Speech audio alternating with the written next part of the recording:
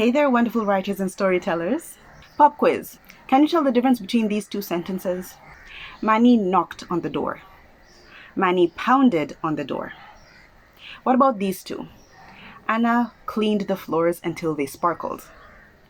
Anna scrubbed the floors until they sparkled. Do you feel the difference? When I say Manny knocked on the door, it communicates a literal action. But when I say Manny pounded on the door, it immediately creates a picture in your mind. You can almost hear it. Why is that?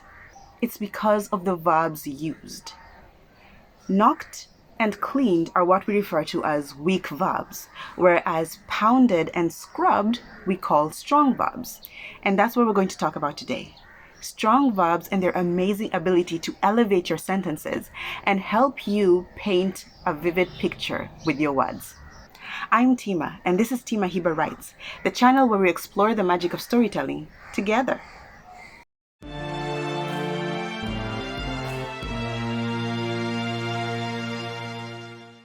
So what are weak verbs? These are general and non-specific verbs that cast a wide net and often hide deeper meaning, emotion, and character. Going back to our Manny example, Manny knocked on the door. Knocked is a very general term. It doesn't tell us anything about what Manny may have been feeling at the time. Was he angry, impatient, scared? It gives us nothing. And the same goes for Anna cleaned the floors until they sparkled. Cleaned is okay, but it is very generic and non-specific. It does not evoke anything. It does not appeal to the senses. And that is precisely why strong verbs are very important. Strong verbs are like superheroes swooping in to save the day with their precise and descriptive nature. What do I mean by precise and descriptive? Let's go back to our examples. Manny knocked on the door and Anna cleaned the floors until they sparkled use very general verbs, like we said before, that do not really evoke anything. But when you say Manny pounded on the door, Anna scrubbed the floors until they sparkled, now we're getting somewhere. Pounded and scrubbed paint very specific pictures. They describe very specific actions. Manny did not just knock on the door, he pounded on the door. Anna did not just clean the floor, she scrubbed it until it sparkled. Do you see the difference? Pounding immediately tells us a lot. Manny was obviously experiencing some heightened form of emotion, anger, fear, rage, impatience, what have you. And it also tells us another thing. It wasn't a silent affair. A knock on the door you can easily miss, but a pounding on the door? Come on, man. And the same goes for Anna scrubbing the floors until they sparkled. Can you visualize it? Can you hear the sound of the brush against the cold, hard floor, scrubbing back and forth and back and forth? Anna is super determined to get that floor spotless. And it also suggests that the floor was super dirty with stubborn stains that just did not want to go. And I'm sure that there are other things that you can come up with as you read that sentence as well. And mind you, there are lots of strong verbs you can use to elevate knocked and cleaned, many more than just pounded and scrubbed. For knocked, there is pounded, rapped, thumped, rattled. And for cleaned, there is scoured, mopped, polished, swept. And here's the best part. Each of these strong verbs gives a distinct vibe and it paints a different picture. Amazing. So do you see the beauty of using strong verbs? Let's try that with another example. The car drove down the road and disappeared around the corner. What verb do we want to elevate in this sentence? Let's go with drove. So what can we use instead of drove? There is sped, accelerated, cruised, coasted, zoomed. Okay, so let's try all of those in the sentence and see how it sounds. The car sped down the road and disappeared around the corner. The car accelerated down the road and disappeared around the corner. The car cruised down the road and disappeared around the corner. The car coasted down the road and disappeared around the corner. The car zoomed down the road and disappeared around the corner. Do you see the difference? Do you hear it? Let's try another one. The house was filled with the aroma of food cooking in the kitchen. Now, before you come at me with machetes, just know I am aware that this is not the best sentence I have ever come up with, but just go with it, okay? So, what verb do we want to elevate in this sentence? Let's go with cooking, okay? So, what can we use instead of cooking? There is frying, boiling, sauteing, baking, grilling, roasting, all of the above. Depending on what food is being cooked can determine what verb you use. So let's try those in a sentence. The house was filled with the aroma of food frying in the kitchen.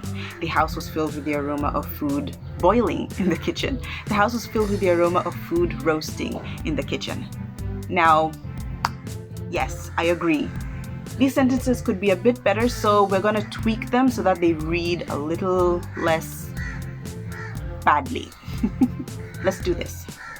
The house was filled with the aroma of frying onions in the kitchen. The house was filled with the aroma of baking bread in the oven. The house was filled with the aroma of chicken roasting on the grill. Now, before we get carried away with this, let's be real about one thing. You can't always expect to replace every single weak verb with a strong one. That's just not how the world works. Sometimes a weak verb is perfectly fine depending on the tone, the context, depending on what you are writing. It's good to let your sentences breathe so that what needs to be elevated will really seem elevated and will do what it is supposed to do. You know what people say, if you make everything special, then nothing is special. Think of how bombastic your sentences would be if you elevated every single thing. Harry sped down the street to the house, leaped over the fence and rushed to the door. Urgency dictating his actions, he burst into the house and bounded up the stairs 2 at a time. His throat begged for a drink, and at the sight of the water dispenser, he grabbed a cup and sank to his knees in relief. After gulping down several cups of water, he sprang to his feet and yelled, "Liberation!" Like I said, if you elevate everything, nothing is elevated. Let your sentences breathe. It's okay to make it fancy and make it colorful and, put strong verbs here and there, but everything in moderation is what I say. The thing about writing is this. There are guidelines, but there is no one formula that spans across every single piece of writing you will do. As an author, your duty is to consider the context, the tone, the mood, and many other things when you're making the decision as to whether to use a weak verb or a strong verb. It may sound a bit daunting right now, knowing when to use it and when not to use it, but trust me, the more you write, the better you will get at it. Practice makes perfect. So here's a challenge for you. The next time you grab your paper to jot something down or type out a new scene, look at your sentences and see how much impact they have based on the verbs you choose. Try to switch out some of the weak verbs for strong verbs where applicable, and see how such a simple practice can truly bring your story to life.